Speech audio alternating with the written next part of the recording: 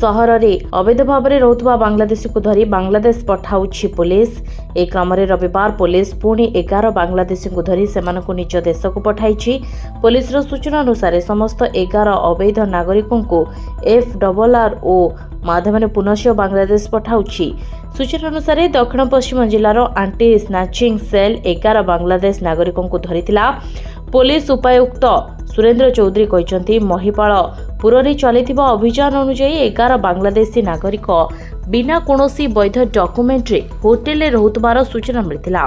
एमाने पर्यटक भिसा रे भारत में प्रवेश करथिले एवं भिसा अवधि सरिबा परे भी दिल्ली रे रहुथिले।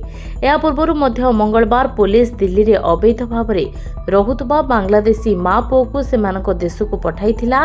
महिला जनक 2005 रु दक्षिण पश्चिम दिल्ली रे रहुथिले, जेतेबेले कि तांको पुओ मध्य 4 वर्ष तले बांग्लादेश रु आसी तांको सह रहुथिला। ता पूर्व डिसेम्बर 29 रे मध्य दिल्लीर रंगपुरी अंचल में गोटे 8 जणिया सदस्य विशिष्ट परिवार को बांग्लादेश पठाइथिला पुलिस। Report Dinalipi live.